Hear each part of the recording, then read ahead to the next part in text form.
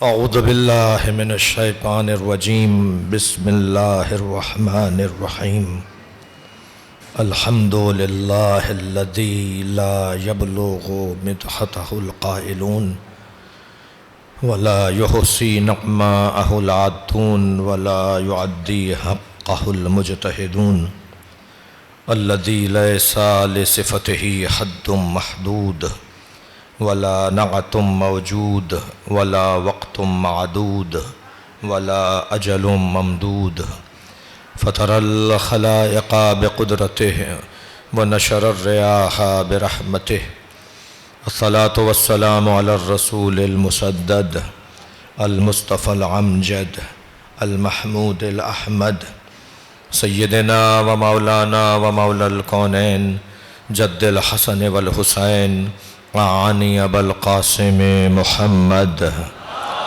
اللهم صل على محمد وعلى محمد وآله الطيبين الطاهرين المعصومين الذين قال الله إنما يريد الله ليذهب عنكم الرجس أهل البيت ويطهركم تطهيرا اللهم صل على محمد وعلى محمد ولعنة الله على أعدائهم أجمعين من يوم عداوتهم إلى قيام يوم الدين أما بعد قال الحكيم في قرآن الكريم بسم الله الرحمن الرحيم بسم الله الرحمن الرحيم لقد أرسلنا موسى بآياتنا أن أخرج قومك من الظلمات إلى النور وذكرهم بأيام الله إن في ذلك لآيات لكل صبار شكور صلوات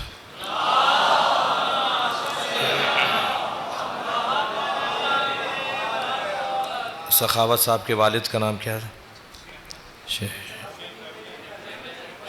جن کے نام کا یہ ہال ہے شیخ سخاوت علی ابن شیخ رحمت علی اور شیخ رحمت علی اور ان کے اجداد ان کے خاندان کے تمام مرحومین خاص طور پر شیخ سخاوت علی کے درجات کی بلندی کے لیے رحم اللہ من قرأ الفاتحہ بسم اللہ الرحمن الرحیم الحمد للہ رب العالمین الرحمن الرحیم مالک یوم الدین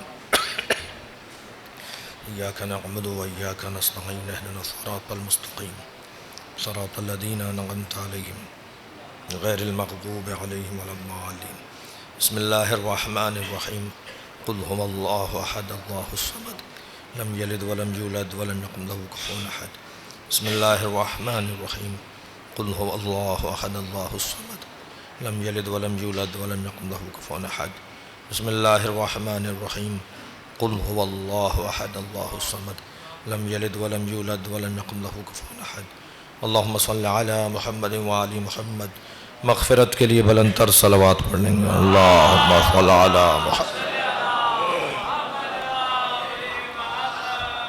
سورہ مبارکہ ابراہیم کی آیت نمبر 5 ہے اللہ اپنے اس کلام میں ارشاد فرما رہا ہے لقد ارسلنا موسیٰ بآیاتنا بتحقیق ہم نے موسیٰ کو بھیجا ہے لہجہ دیکھیے قرآن میں اللہ کا لقد ارسلنا موسیٰ بآیاتنا بتحقیق ہم نے موسیٰ کو بھیجا ہے اپنی آیات اپنی نشانیوں اور اپنے کمالات اور اپنی صفات کے ساتھ سارے ترجمے ٹھیک ہیں لقد ارسلنا موسیٰ بآیاتنا ہم نے موسیٰ کو بھیجا ہے آیات کے ساتھ آیات دے کر بھیجا ہے تیاری کروا کر بھیجا ہے تیار کر کے بھیجا ہے ہم نے موسیٰ کو سجا کر بھیجا ہے اب ترجمہ میں پہلے کر لوں پھر تفسیر کروں گا ہم نے موسیٰ کو بھیجا ہے اپنی آیات کے ساتھ ان اخرج قومک من الظلمات الی النور کہ وہ اپنی قوم کو وہ اپنی امت کو ظلمتوں سے اندھیروں سے نکال کر نور کی طرف اور روشنی کی طرف لے جائیں وَذَكِّرْهُمْ بِأَيَّامِ اللَّهِ اور وہ اپنی قوم کے سامنے وہ اپنی ملت کے سامنے، وہ اپنی امت کے سامنے اللہ کے ایام کو دہرائیں، ذکر کر دیں. ان کا کام ہے دہرائیں، بتا دیں، ان کا کام ہے پیغام پہنچا دیں. وہ صرف اللہ کے دنوں کو، ایام اللہ وذکرہم. بڑی حسین آیت ہے، قرآن کی ہر آیت حسین ہے، مگر بعض آیات تو آئینہ ہیں، بعض آیات قرآن کی آئینے کی حیثیت رکھتی ہیں. وذکرہم بایام اللہ، اور اپنی امت کے سامنے اللہ کے ایام کو ذکر کریں، بتائیں ان کو اللہ کے ایام کیا ہیں. ان فی ذالک لآیات لکل صبار شکور. اور اس میں یہ جو بات ہم نے کی ہے، اللہ کہہ رہا ہے یہ جو بات ہم نے کی ہے، بھئی دیکھیے آپ مجلس چہلم میں آئے ہیں اور قرآن کی تفسیر سن رہے ہیں. قرآن پڑھ کر بخشنے کا اگر ثواب ہے تو قرآن سمجھ کر بخشنے کا ثواب نہیں ہوگا؟ یہ مجلس قرآن سمجھ کر بخشنے کا انتظام ہے. صلوات پڑھیں ذرا محمد و آل محمد پر.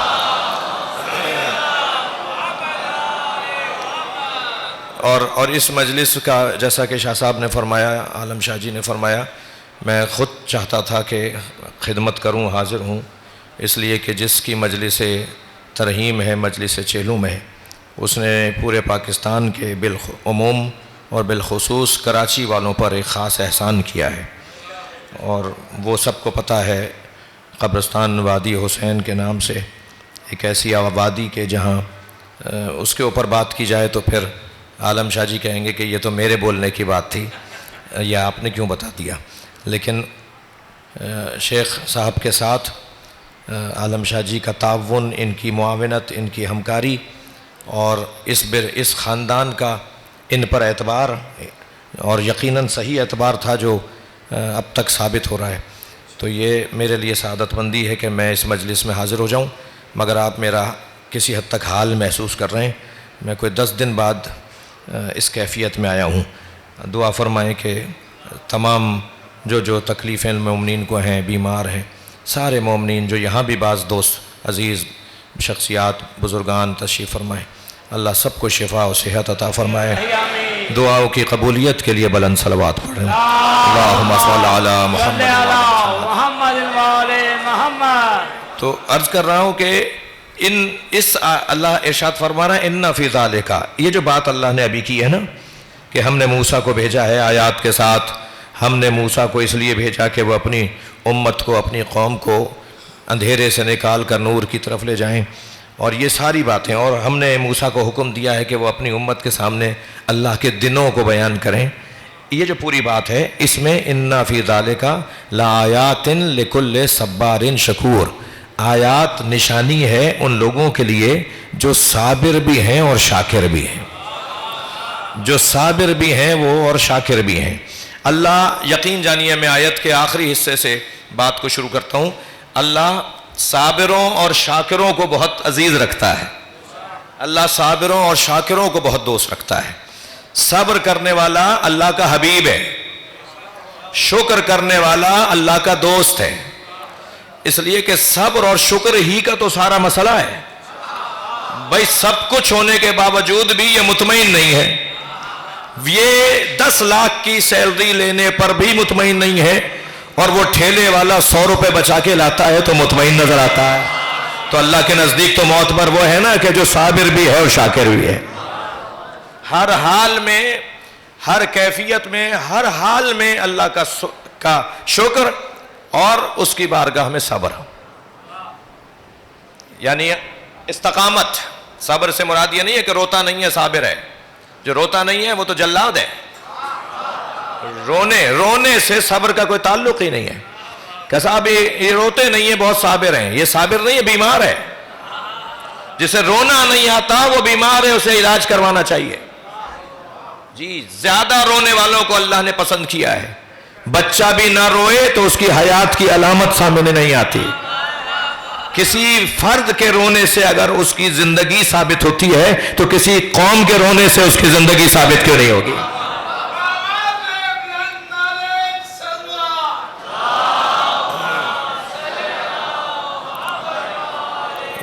بھائی میرے دوست نے، میرے عزیز نے، میرے حج کے ساتھی، میرے زیارتوں کے ساتھی نے آپ سے بآواز بلند کہا تھا، آپ نے تو آہستہ سے پڑھی ہے۔ اللہم صل علی محمد، اور بھی بلند پڑھ سکتے ہیں آپ، اللہم صل علی محمد وعلی محمد۔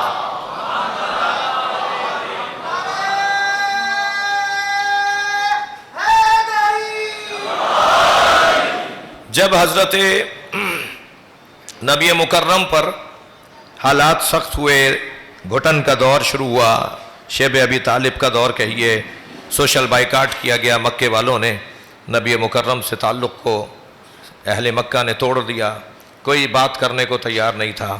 تو اس وقت جبریل امین نازل ہوئے اور نبی کو پیغام دیا اللہ کا کہ اللہ نے کہا ہے کہ اے میرے مصطفیٰ، تم صبور بھی رہو اور غیور بھی رہو، صبور بھی رہو اور غیور بھی رہو۔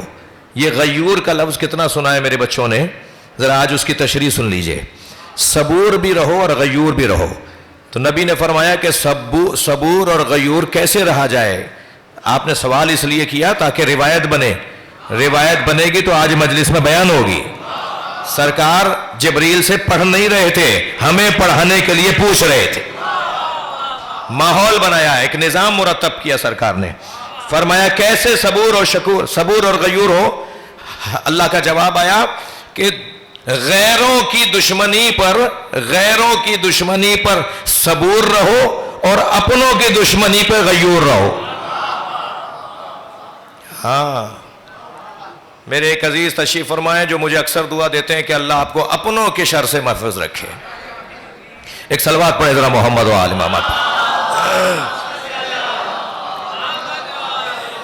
تو یہ جو اپنوں کا جلدی فیصلے لے لیتے ہیں، جلدی رائے قائم کر لیتے ہیں، 10 سال تک آپ محنت کریں اپنی ملت قوم کے لیے، لوگوں کے لیے، وہ ایک کوئی غلطی ہو جائے تو ایک غلطی پر قربان کر دیں گے پوری قربانیوں اور آپ کی خدمات کو۔ فوراً فیصلے شروع ہو جائیں گے، فوراً پروپیگنڈا، ہاں صحیح ہوا ہوگا، کیا ہوگا انہوں نے ایسا، یہ ایسے ہی ہے۔ ارے بھائی 50 ان کی خوبیاں تم بھلا کر، میں مجموعی عمومی بات کر رہا ہوں، آپ کی بات کر رہا ہوں، آپ کے ساتھ بھی یہ ہوتا ہے، آپ کے ساتھ بھی یہ ہو سکتا ہے، ہر شخص کے ساتھ یہ ہو سکتا ہے۔ فوراً منفی بات کو اٹھا لیا جائے گا، فوراً منفی بات کو پھیلایا جائے گا اور مثبت باتوں کو بالکل نظر انداز کر دیں گے۔ بھائی ایک آدمی کی اتنی اگر خوبیاں ہیں تو کوئی ایک غلطی اس سے ہو سکتی ہے۔ تو نبی مکرم کو وہاں تو بات غلطی کی ہے ہی نہیں، عصمت کی بات ہے۔ تو اس کے بعد بھی اہل بیت کے ساتھ کیا ہوا؟ یعنی ہماری زبان میں کچھ محاورے ہیں جن کو اردو کا محاورہ تو بولا جائے گا، اسلامی تعلیمات کا محاورہ نہیں ہے۔ وہ نام لوں 2-4 محاوروں کے۔ ہمارے یہاں کیا کہا جاتا ہے؟ دین پر دنیا بھاری۔ بھائی اردو کا محاورہ ہے، دین پہ دنیا بھاری۔ دین پر دنیا کیسے بھاری ہوگی؟ جس کی دنیا اس کے دین پر بھاری ہے، وہ دیندار کہاں ہے؟ وہ مومن کہاں ہے؟ مومن تو وہ ہوگا جس کا دین اس کی دنیا پہ بھاری ہو۔ مگر ہمارا محاورہ بولا جاتا ہے، یعنی اولویت کسے دینی ہے؟ بھاری کون ہے؟ دنیا۔ دین پر دنیا بھاری۔ تو بھائی بھاری آپ نے دنیا کو بنا دیا اور دین کو آپ نے ہلکا کر دیا، تو پھر دیندار کہاں رہا؟ مومن کہاں رہا؟ بھائی تھوڑی گردن ہلا دو بھائی، پھر وہ مومن کہاں رہا؟ ایسا ہی ہمارا ایک محاورہ اور بھی ہے، کچھ تو ہوگا جو اتنی باتیں ہو رہی ہیں۔ مثلا کہا جاتا ہے کہ زبان خلق را نقار ہے خدا کے، زبان خلق کو نقار ہے خدا کہیے، یہ ہے نا محاورہ ہمارا۔ یعنی اگر لوگ بول رہے ہیں، تھک تو نہیں رہے آپ میری باتوں سے؟ اگر لوگ بول رہے ہیں تو کچھ تو ہوگا۔ یہ عوام کی آواز، یہ لوگوں کی باتیں، زبان خلق کو نقار ہے خدا کہیے، کچھ تو ہوگا جو اتنا۔ بھائی کبھی کبھی کچھ بھی نہیں ہوتا اور بہت کچھ بول دیا جاتا ہے۔ ذرا جگر پر ہاتھ رکھ کر جملہ سنیے گا، مولا کائنات کے لیے شام کے لوگ جو بولتے تھے تو کچھ تھا؟ کچھ بھی نہیں تھا۔ اور کہا جاتا تھا کہ علی تو نماز نہیں پڑھتے۔ مولا کی شہادت کی خبر پھیلی کہ مسجد میں علی کو قتل کر دیا گیا، تو کہنے لگے علی نماز بھی پڑھتے تھے کیا جو مسجد گئے تھے؟ کسی میں جرأت ہے کہ کوئی کہے کہ کچھ تو ہوگا؟ صلوات پڑھیں ذرا محمد و آل محمد۔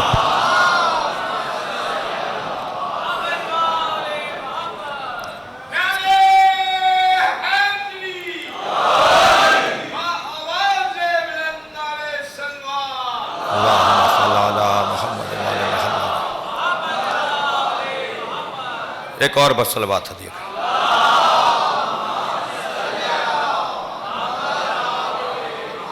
تو نبی کو کہا، نبی سے فرمایا کہ اے اللہ کے رسول، آپ غیروں کی دشمنی پر صابر رہیں اور اپنوں کی دشمنی پر غیور رہیں۔ غیور غیرت کے خاندان کا لفظ ہے، غیرت جی، غیور رہیں، انہیں غیر نہ سمجھیں جی۔ وہ میں نے جو شکوہ کیا اب اس کے ساتھ میں اس کو ازالہ کر رہا ہوں، یعنی اپنے اگر آپ کے ساتھ دشمنی بھی کر رہے ہیں، اگر اپنے آپ کے ساتھ زیادتی بھی کر رہے ہیں، تب بھی یہ آپ کے اپنے ہیں جی۔ جوانوں کی تعداد بزرگوں سے کم نہیں ہے مجلس میں۔ ایک جملہ کہہ رہا ہوں، مولا علی کی ذوالفقار پر ایک جملہ کندہ ہوا تھا، ایک جملہ حق ہوا تھا، حقاقی ہوئی تھی، کندہ ہوا تھا جی، کھدائی ہوئی تھی۔ مولا علی کی تلوار پر ایک جملہ کندہ ہوا تھا۔ وہ جملہ سناؤں؟ اپنے مضمون پر بات کر رہا ہوں۔ وہ جملہ یہ تھا، مولا علی کی تلوار کے اوپر جملہ یہ تھا کہ توجہ ہے، سل من قطعک، اس رشتہ دار سے تعلق جوڑے رکھو جو رشتہ دار تعلق توڑتا ہو۔ توجہ ہے؟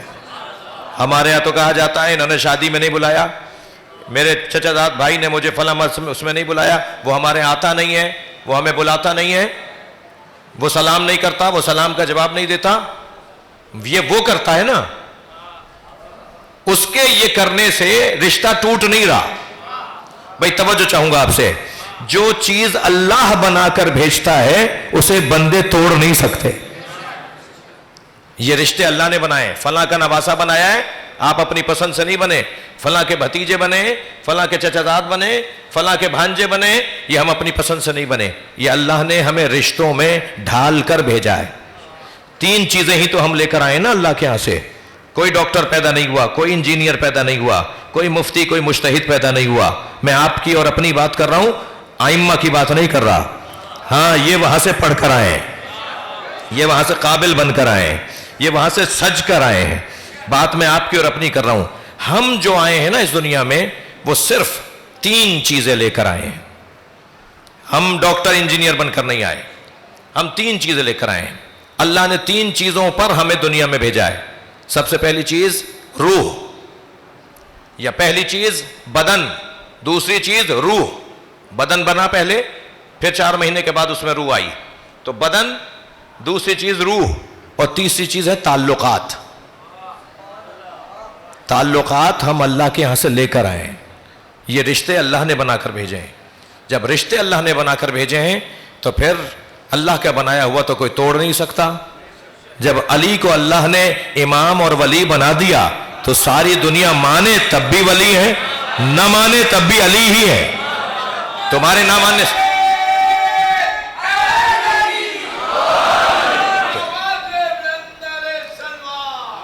اللہم صلی علی محمد۔ کسی کے نہ ماننے سے کوئی فرق تو نہیں پڑتا جی۔ وہ اگر پھٹے بوریے پر بھی بیٹھے ہوں تو مولا کائنات ہے، وہ اگر ٹوٹے جھلنگے پر بھی بیٹھے ہوئے ہوں تو مولا کائنات ہے۔ کسی کے ماننے سے نہیں مان رہے تھے تو کیا اس وقت علی ولی نہیں تھے جی؟ آج کوئی نہیں مان رہا تو ان کے نہ ماننے سے کیا علی ولی نہیں ہے؟ وہ مفتی اسحاق صاحب مجھے یاد آ گئے، فیصل آباد والے، مدینہ ٹاؤن کے اندر میں ان کی خدمت میں ان کو سلام کرنے جایا کرتا تھا، مرحوم و مغفور۔ وہ اپنے مجمع میں، سنی مجمع میں خطاب کر رہے تھے، تو کہنے لگے کہ یہ شیعہ سنی کا جو جھگڑا ہے یہ یہودی کا پھیلایا ہوا ہے۔ شیعہ سنی میں اختلاف ہے، جھگڑا نہیں ہے۔ اختلاف اور ہوتا ہے، جھگڑا اور ہوتا ہے۔ اختلاف تو حسن ہے بھائی، اختلاف میں تو جمالیات ہیں، حسن ہے۔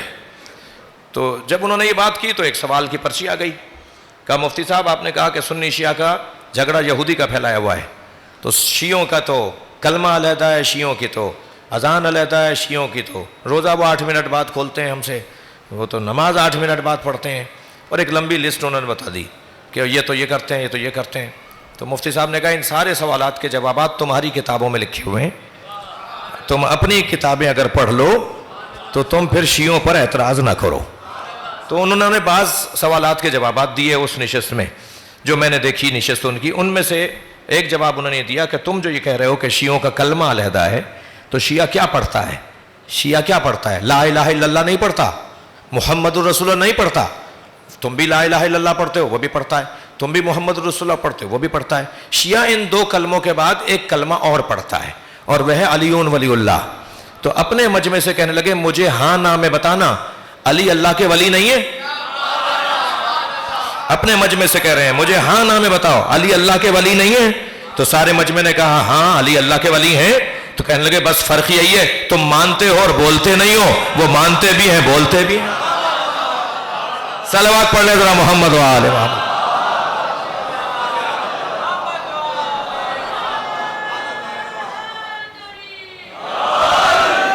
توجہ کر لی آپ حضرات نے؟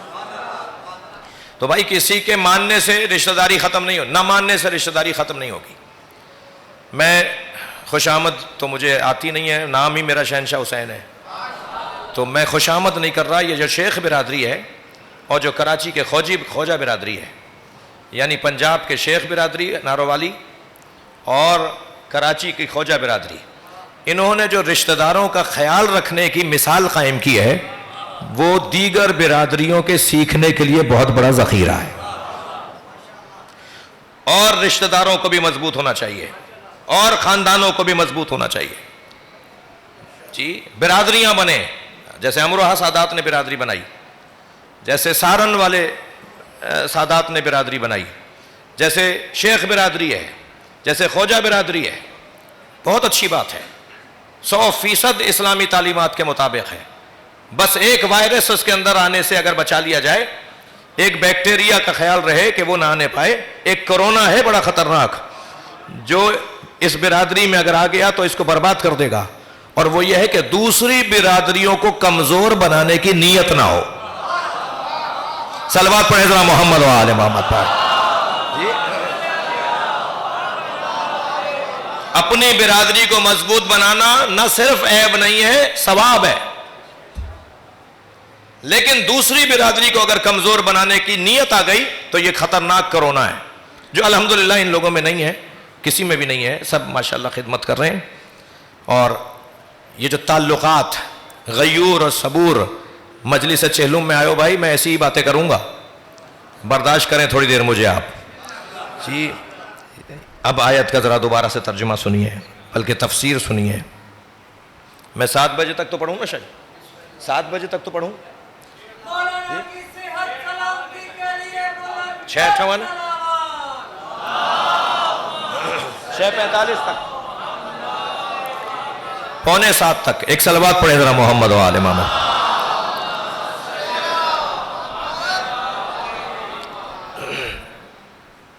ایک اور پڑھ لیجئے.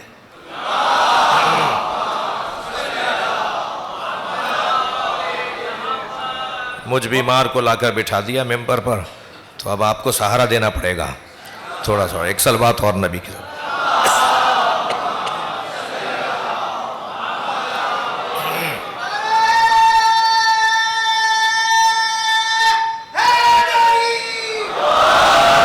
اب ایک اور گزارش بھی مان لیجئے، تھوڑا تھوڑا سا آگے آ جائیے. ہال بھر گیا ہے، اب جو احباب آ رہے ہیں انہیں مشکل ہوگی. ایک صلوات پڑھتے ہوئے آگے آ جائیے.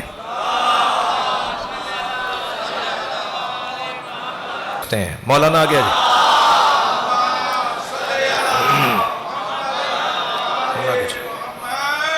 آگے آ جائیے.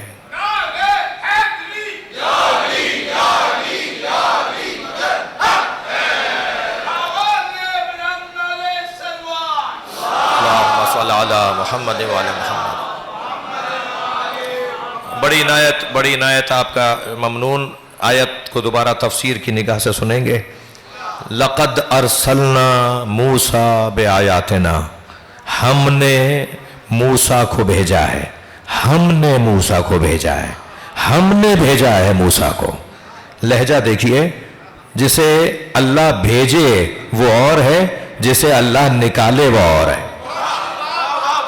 نکالا جانے والا اور ہے، بھیجا جانے والا اور ہے. بڑے بھیجے کی بات کر رہا ہوں میں آپ کے سامنے. جسے بھیجا جاتا ہے وہ اور ہے، جسے نکالا جاتا ہے وہ اور ہے. بھیجے جانے میں پیغام یہ ہے کہ کوئی کام دے کر بھیجا ہے، اور نکالے جانے میں پیغام یہ ہے کہ یہ نااہل تھے اس لیے انہیں بھیج دیا۔ اب میں ایک لمبی فہرست بیان کروں تو کسی کو تکلیف ہو سکتی ہے کہ کسے اللہ اور اللہ کے رسول نے بھیجا اور کسے اللہ اور اللہ کے رسول نے نکالا۔ میں لمبی فہرست نہیں بتا رہا، صرف ایک نام لے دیتا ہوں۔ اللہ نے شیطان کو نکالا تھا، آدم کو بھیجا تھا۔ صلوات پڑھیں محمد و آل محمد۔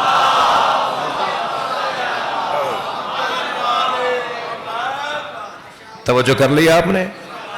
لقد ارسلنا موسیٰ، ہم نے موسیٰ کو بھیجا ہے۔ اچھا، اس کا مطلب یہ ہے کہ بھیجے جاتے ہیں، اس کا مطلب ہے یہ یہاں کے نہیں ہیں، اس کا مطلب ہے یہ یہاں کے نہیں ہیں۔ یہ زمین ہمارے دادا آدم کا وطن نہیں ہے، یہ زمین ہمارے دادا آدم کا وطن نہیں ہے، یہ زمین سرکار دو جہاں کا وطن نہیں ہے، یہ یہاں کے لوگ نہیں ہیں، یہ کہیں اور کے لوگ ہیں۔ یہ جہاں کے تھے نا وہاں کا اثر لے کر آئے، جہاں کے تھے وہاں کا اثر لے کر آئے۔ یہ عرشی مخلوق ہے، یہ سدرۃ المنتہا پہ رہنے والی مخلوق ہے۔ بھائی معراج پہ جانا معجزہ ہے، میرے نزدیک زمین پہ رہنا بھی معجزہ ہے، اس لیے کہ وہاں جانا تو ان کا کمال ہمارے اعتبار سے ہے، ہمارے اعتبار سے ان کا کمال ہے، ورنہ یہ تھے ہی وہاں کے، جب چاہتے تھے چلے جاتے تھے۔ فضائل سننا چاہ رہے ہیں یا نہیں؟ یہ جب چاہتے تھے چلے جاتے تھے۔ 100 سے زیادہ معراجیں لکھی ہیں علامہ مجلسی نے نبی کی، 100 مرتبہ سے زیادہ سرکار معراج پر گئے۔ یہ جس معراج کا ذکر قرآن میں آیا ہے یہ آفیشل سفر تھا، یہ سرکاری سفر تھا، سارے پروٹوکول کے ساتھ، سارے اہتمام اور انتظاموں کے ساتھ، ورنہ معراج پہ تو جب چاہتے تھے چلے جاتے تھے۔ مجھے علامہ ذیشان حیدر جوادی کے 2 مصرے یاد آ رہے ہیں۔ علامہ ذیشان حیدر جوادی بہت بڑے شاعر تھے، وہ کہتے ہیں کہ ایک شب کا ذکر کیا اے جانے والے عرش پر۔ بھائی شعر کو تو شعر کی طرح سنیے نا۔ ایک شب کا ذکر کیا ہے جانے والے عرش پر، تیری ساری زندگی معراج ہی معراج ہے۔ صلوات پڑھ لیں محمد و آل محمد پر۔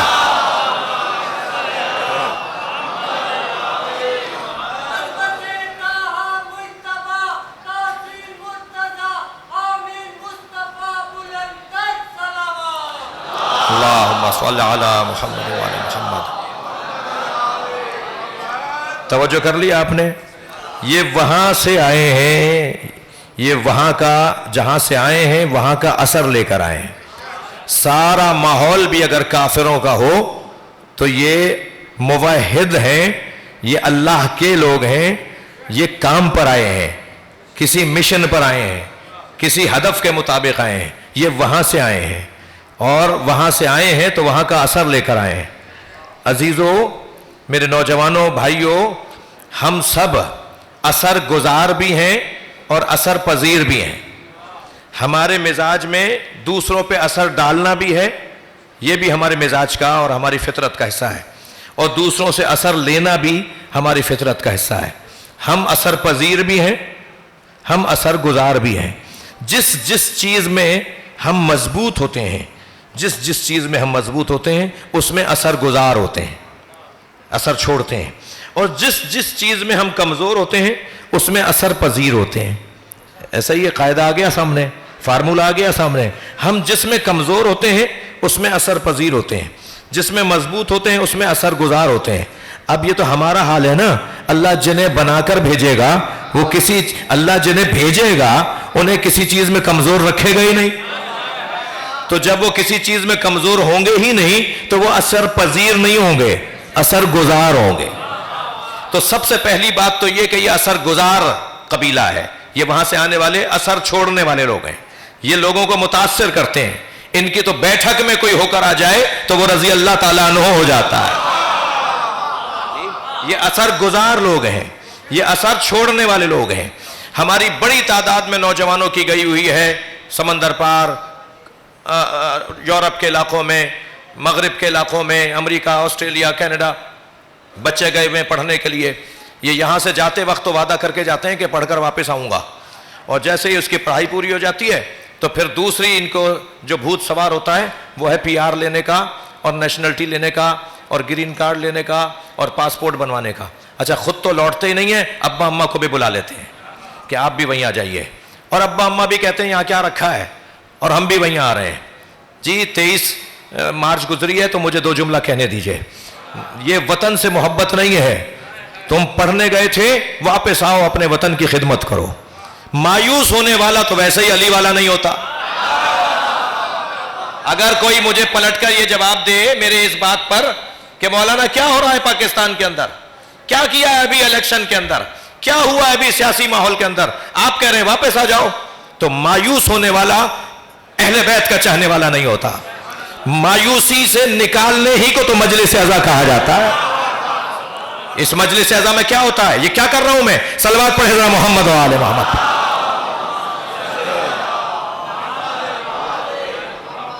یہ صاحب یہ بچے, یہ جوان ہمارا گیا پڑھنے کے لیے, خود تو وہیں رہ گیا, ابا اماں کو بھی, بہن بھائیوں کو بھی بلا لیا, اور چاچا تایا کو بھی بلا لیا, معلوم پورا خاندان وہاں بسا لیا.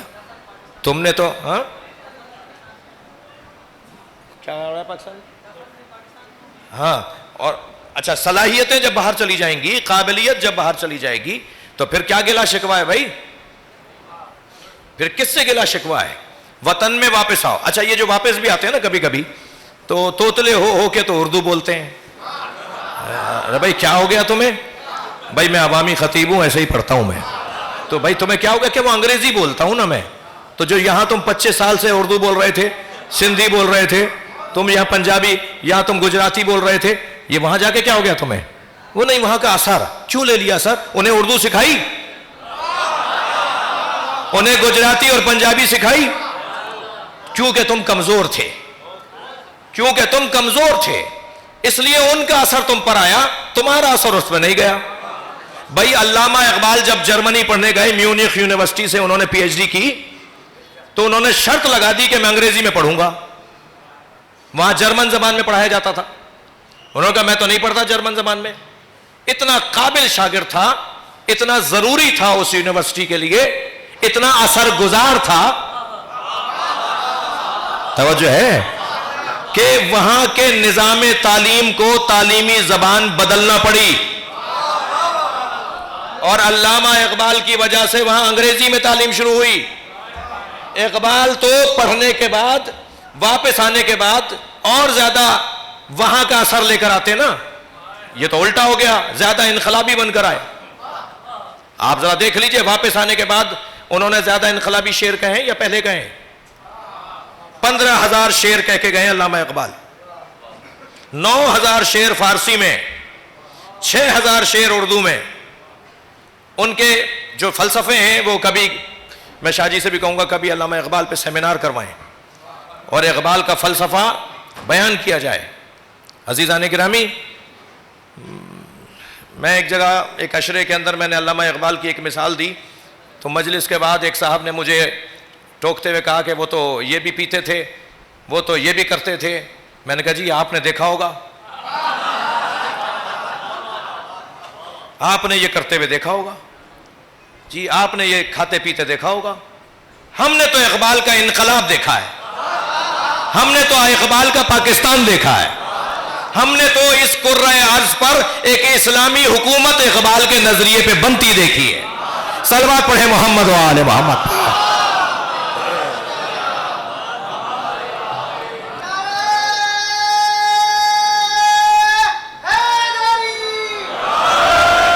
اقبال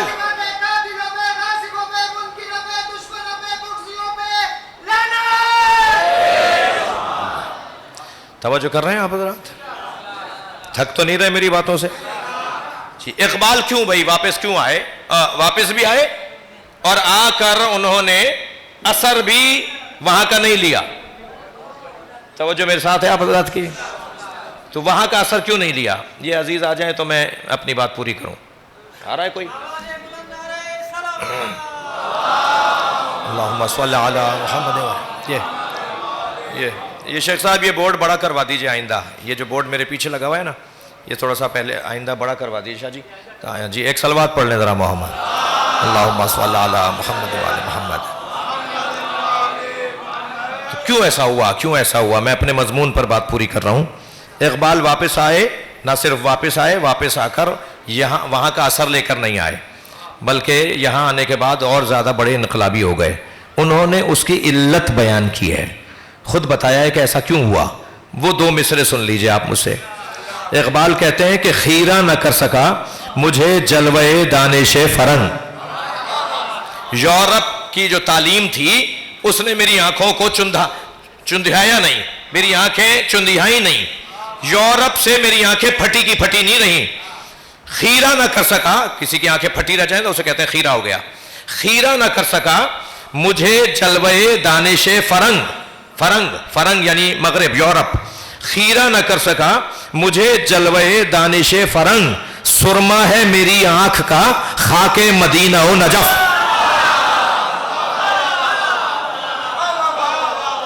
جس کی آنکھ میں مدینے کی خاک کا سرما لگا ہو، جس کی آنکھ میں نجف کی خاک کا سرما لگا ہو، اسے یورپ کی بلڈنگیں اثر نہیں کرتی، بلکہ وہ وہاں اثر چھوڑ کر آتا ہے. پورا روڈ ہے ان کے نام کا. میونخ میں، جرمنی میں ان کے گھر ہو کر آیا ہوں، وہ پورا روڈ ان کے نام پر ہے. ان کا گھر آج بھی محفوظ ہے. اور انہوں نے جو دریائے نیکر کے کنارے بیٹھ کر جو غزل لکھی، نظمیں لکھی. اب اقبالیات کے لوگوں میں اختلاف ہے کہ جاوید نامہ وہاں لکھا یا کوئی اور انہوں نے کتاب وہاں لکھی.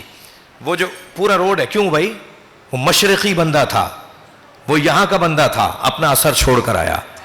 تو میں اپنے مضمون پر یہ ہوں کہ جو وہاں سے آتا ہے وہ وہاں کا اثر لے کر آئے گا، اور اثر وہ چھوڑتا ہے جو مضبوط ہوتا ہے، جو کمزور ہوتا ہے وہ اثر لیتا ہے. اللہ چاہتا یہ ہے، نبی چاہتے یہ ہیں، علی چاہتے یہ ہیں کہ ہمارے ماننے والے یعنی ہم اور آپ اثر گزار بنے، اثر پذیر نہ بنے. صلوات پڑھ لیں محمد و آل محمد. آیت کا بستر تو بہت بڑا تھا، آیت کا دسترخوان تو بہت وسیع ہے، بہت دیر تک اس موضوع پر بات ہو سکتی ہے، مگر میرا پیغام آج کی مجلس کا پہنچا. ہم لوگ سب اپنے دادا کے وطن کو یاد رکھیں، اپنے بزرگوں کے وطن کو یاد رکھیں، یعنی آسمانوں کو یاد رکھیں، یعنی معراجوں کو یاد رکھیں، یعنی بلندیوں کو یاد رکھیں. اپنی سوچ کو اونچا کریں. سوچ کی بلندی ہمارا وطن ہے. ہم خاک پر رہتے ہیں، ہم بدنی طور پر خاکی ہیں اور روحانی طور پر ہم عرشی ہیں. تو ہمیں ان دونوں کی آپس میں لڑائی بھی بڑی شدید ہے. بدن کی اور روح کی آپس میں لڑائی بھی بڑی شدید ہے. دونوں ایک دوسرے سے دوستی نہیں کرتے، ساتھ رہتے ہیں مگر لڑے رہتے ہیں. بدن پستی میں رہنا چاہتا ہے اور روح آسمانوں میں جانا چاہتی ہے، وہ بلندیوں پر لے جانا چاہتی ہے. یہی حسن ہے کہ اسی بدن میں تمہاری روح ہو، نظر آؤ زمین پر مگر سوچ تمہاری آسمانی ہو، سوچ تمہاری، فکر تمہاری آسمانی ہو. بس ایک قول مولا علی کا سنا کر میں مصائب کی طرف چند جملے کہوں گا. مولا فرما رہے ہیں قیمت کل امرئن ما یحسنہ، ہر شخص کی وہی قیمت ہے جسے وہ چاہتا ہے. میں اپنی قیمت بڑھاؤں گا اپنی سوچ کو اونچا کر کے. کیا چاہتے ہو؟ علامہ مجلسی نے پوچھا اپنے بیٹے سے کیا بننا چاہتے ہو؟ کہنے لگا بابا میں آپ جیسا. انہوں نے فرمایا کچھ بھی نہیں بنو گے. میں نے سوچا تھا کہ سلمانی فارسی بنوں گا تو مجلسی بناؤں. تم کہہ رہے ہو تم مجھ جیسے بنو گے تو پھر کچھ بھی نہیں بنو گے. سوچ کو اونچا کرنا ہوگا، اپنے خیالات کو آسمانی بنانا ہوگا. اور ہمیں یہ بات کرنے کا حق بھی ہے، اس لیے کہ ہم اہل بیت والے، سنی شیعہ، ہم اہل بیت والے آسمانی سوچ رکھنے والے ہی نہیں، آسمانی مخلوق، عرشی مخلوق کے چاہنے والے ہیں. ہمارے مرشد، ہمارے مولا، ہمارے ملجا، ہمارے ماوا، ہمارا مرکز وہ گھرانہ ہے کہ جو وہاں سے آیا تھا اور جب چاہتا تھا وہاں چلا جاتا تھا. امام حسین 3 سال کی عمر میں نبی کے سامنے آئے. آتے ہوئے حسین کو دیکھا، سرکار نے آواز دی مرحبا مرحبا یا زین السماوات والارض، اے آسمانوں اور زمین کی زینت مرحبا۔ صحابی محترم نے سوال کیا، یا رسول اللہ آسمانوں اور زمین کی زینت تو آپ ہیں۔ فرمایا انا ابنی ھذا، میرا یہ بیٹا حسین، اکبر فی السماء من الارض، میرا یہ بیٹا حسین آسمانوں پر زمین سے زیادہ بڑا ہے۔ اس کے دو معنی کیے ہیں علماء نے، میرا یہ بیٹا حسین آسمانوں پر زمین سے زیادہ بڑا ہے، اس کے دو معنی کیے ہیں۔ ایک معنی تو اس کا یہ کیا ہے کہ زمین میں جتنا اس کا احترام ہے اس سے زیادہ احترام اس کا آسمان پر ہے، ایک تو یہ معنی ہے۔ دوسرا معنی اس کا یہ ہے کہ زمین کو تصور کرو کہ زمین کتنی بڑی ہے، میرا حسین آسمانوں پر زمین سے زیادہ بڑا ہے، یعنی جو کچھ زمین پر ہے میرا حسین اس سے بڑا ہے، جو سب کچھ ہے میرا حسین اس سے بڑا ہے۔ اور پھر حدیث پوری نہیں ہوئی، فرمایا ان ابنی ھذا فی السماء اکبر فی السماء من الارض، فرمایا لمکتوب علی یمین العرش، سرکار کا فرمان سنا رہا ہوں میں آپ کو، سنی شیعہ نے لکھی ہے یہ حدیث، لمکتوب علی یمین العرش، سنو اے میرے صحابی سنو، عرش کے سیدھی طرف لکھا ہوا ہے، نبی فرما رہے ہیں عرش کی سیدھی طرف لکھا ہوا ہے ان الحسین مصباح الہدی و سفینۃ النجات، میرا حسین چراغ ہدایت ہے اور کشتی نجات ہے۔ یہ اس وقت یہ مجلس، یہ ذکر، یہ امام بارگاہ، اگر ایک بچے نے بھی کوئی جملہ میرا لے لیا ہو اور اس سے اس کی فکر کی بہتری ہو جائے تو اس سے بڑھ کر ایصال ثواب اور کیا ہے؟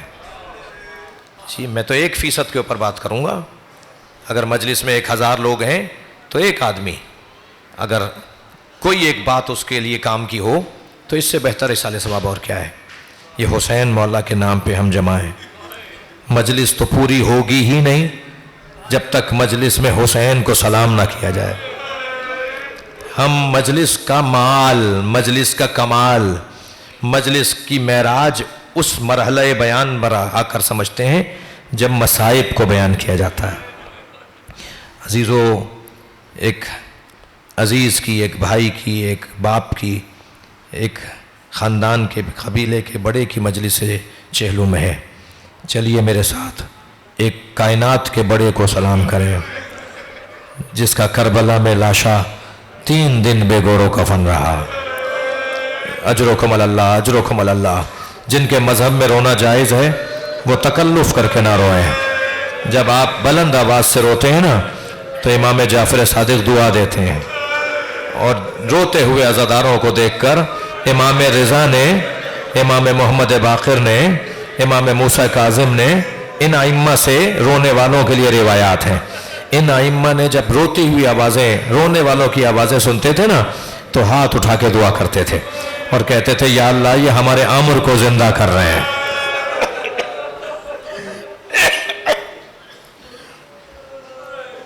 یا اللہ یہ ہمارے عامر کو زندہ کر رہے ہیں۔ امام محمد باقر تو مصلی بچھا کر 2 رکعت نماز پڑھ کر سجدے میں حسینی عزاداروں کے لیے دعا کرتے ہیں۔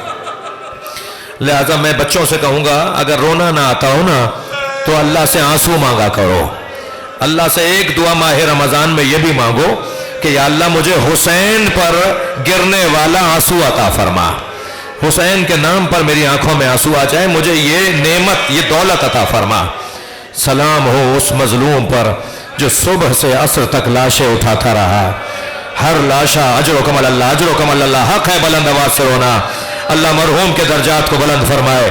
عزاداروں جو صبح سے عصر تک لاشیں اٹھاتا رہا، ہر لاشا حتیٰ غلاموں کے لاشیں بھی خود اٹھائے، جو ہر لاشا اٹھاتا رہا اس کا لاشا اٹھانے والا کوئی نہیں تھا۔ 3 دن نبی زادے کا لاشا کربلا کی زمین پر بے گور و کفن رہا۔ جی کبھی آپ نے غور کیا کہ زائرین سے عزیز و اقارب برادری کے لوگ کہتے ہیں کربلا کا کفن لے آنا، جب وہ پوچھتا ہے نا کہ میں آپ کے لیے کیا لے کر آؤں تو زائرین سے عزیز کہتے ہیں کربلا کا کفن لے آنا۔ کبھی سنا آپ نے کسی نے کہا ہو مشہد کا لے آنا، نجف کا کفن لے آنا، سامرہ سے لے لینا؟ جی کبھی نہیں سنا ہوگا آپ نے۔ ہر شخص خواہش رکھتا ہے کہ مجھے کربلا کا کفن ملے۔ کبھی غور فرمائیں، اس کے شہر کا کفن سب چاہتے ہیں جسے کفن نہیں دیا گیا، جن کا لاشا بغیر کفن کے دفنایا گیا۔ آپ کی آنکھوں میں آنسو ہیں، پھٹا ہوا کرتا تھا جس میں زہرا کے لال کو دفنایا گیا، اور کرتا بھی وہ پھٹا ہوا اس لیے تھا تاکہ ظالم میرے بدن پہ کرتا چھوڑ دے۔ ایک ظالم کہتا ہے کہ میں خیمے لوٹ رہے تھے، بس آخری جملے، خیمے لوٹ رہے تھے تو میں خیموں میں جب پہنچا تو سب کچھ لوٹا جا چکا تھا، تو میں نے لوٹنے والے سپاہیوں سے کہا کہ کچھ ہے لوٹنے کو جو کہیں بچا ہو؟ تو اس نے کہا حسین کا لاشا لوٹا جا رہا ہے۔ نہیں عزادارو، اپنی آوازوں کو آزاد کریں، بڑے سخت مصائب ہیں جو بیان کر رہا ہوں۔ اس نے کہا اس ظالم سے کہ حسین کا لاشا لوٹا جا رہا ہے، تو کہتا ہے کہ میں جب حسین کے لاشے پر پہنچا تو حسین کا امامہ کوئی اتار کر لے گیا تھا، نالینیں کوئی لے گیا تھا، حسین کی زرہ کوئی لے گیا تھا، حسین کے ہاتھ میں جو انگلی میں جو انگوٹھی تھی وہ کوئی اتار کے لے گیا تھا، حسین کے بدن پر ایک پھٹا ہوا کرتا تھا، اس کرتے کو روکنے کے لیے کمر میں پٹکا تھا، اس کرتے کو روکنے کے لیے کمر میں پٹکا تھا۔ یہ کہتا ہے میں نے سوچا اس پھٹے ہوئے کرتے کا تو مجھے کچھ نہیں ملے گا، ہاں مگر جو کمر میں پٹکا بندھا ہوا ہے وہ میں کھول لیتا ہوں، جا کر شام کے دربار میں دکھاؤں گا میں نے حسین کے کمر سے پٹکا کھولا، اجرکم اللہ۔ بڑا سخت جملہ ہے۔ جب وہ کہتا ہے کہ میں یہ سوچ کر حسین کے بدن کے برابر میں بیٹھا تو میں نے چاہا کہ پٹکا کھولوں، 2 گراہیں لگی ہوئی تھیں، میں نے ایک گرہ کھولی تو حسین کا ہاتھ اٹھ کر گرہ پر آ گیا۔ مجھے تعجب ہوا کہ یہ تو مارے جا چکے ہیں، ان کا ہاتھ کیسے حرکت کر رہا ہے؟ حسین کا ہاتھ اٹھ کر گرہ کے اوپر آ گیا۔ کہتا ہے میرے اندر طاقت کم نہیں تھی، میں نے پوری طاقت سے حسین کا ہاتھ ہٹانا چاہا مگر ہاتھ ہٹتا نہیں تھا، تو میں نے خنجر نکال کر حسین کا ہاتھ کاٹ دیا۔ رونا اس کا ہے زینب نے کیسے دیکھا ہوگا، بھائی کے کٹے ہوئے ہاتھ، بھائی کے بدن پہ دوڑتے گھوڑے۔